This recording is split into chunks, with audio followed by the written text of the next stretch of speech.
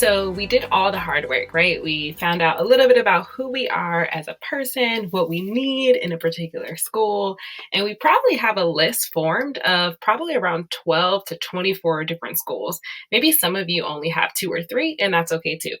But the thing that we're going to work on now is we're going to work on kind of narrowing down that list. And sometimes the only way to narrow it down is to actually go on a campus visit and even have an interview.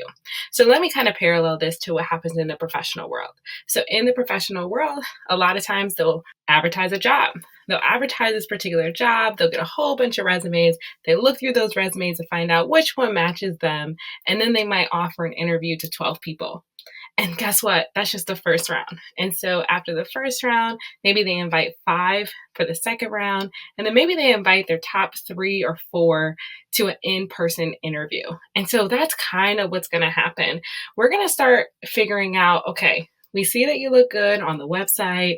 We know your stats. We have heard different things from other people who might have also heard a little bit about the particular school, but you got to see for yourself. So this is why we're going to go on a first date and kind of give them really good first impressions of ourselves. So how do we show a school that you're interested in them? You do it by going on a campus visit or an admissions interview. So the campus visit is really, really awesome because you get an opportunity to feel the school, see the faculty, kind of put a feeling to what you have read or internalized through maybe audio information that you got about the particular school. And so when you're on campus, you normally get to meet an admissions officer. Remember, they're the people that are going to be reading your application and your essay.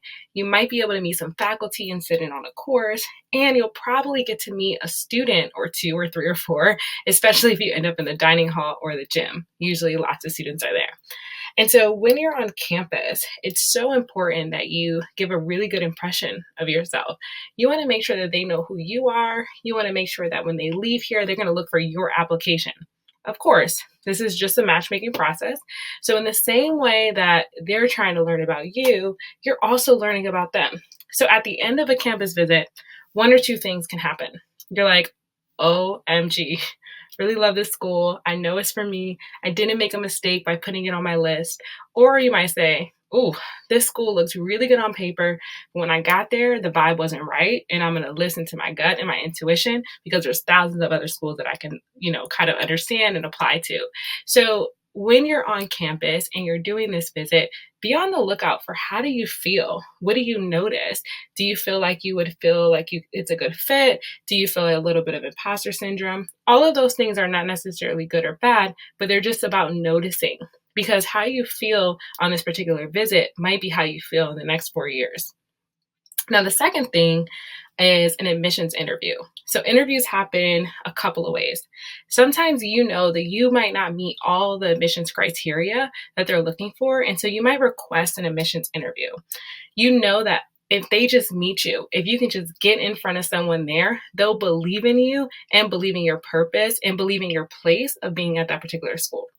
And so during an admissions interview, if you decide to initiate it, you might go there. You want to make sure that you have some questions. They might not have any questions prepared, but you want to go there showing your best self. Now, other times, schools might say, hey, you have to do an interview with us. So if you make the final cut, a lot of times they'll send you an email. And they'll say, hey, this is the times available for an admissions interview. And we want to take this next step with you because we think that you would be a really good fit, but we just needed some more information. So yes, we got your test scores, we got your application, we got your essay, and maybe your supplemental essays or additional essays. We also got your letters of recommendation, but we still feel like we want that person-to-person interaction. Now, don't worry. If you don't live close to a campus, you can always do a campus visit virtually, especially nowadays, or I highly encourage you to just go to any campus, even if it's not a campus that you want to apply to, but it's always good to kind of get a feeling of what a university just kind of looks like and feels like, the buildings, the structure, how students are, kind of get to know them, kind of see yourself as a college student, especially if you're first gen. It's so important to start seeing ourselves in that college going identity.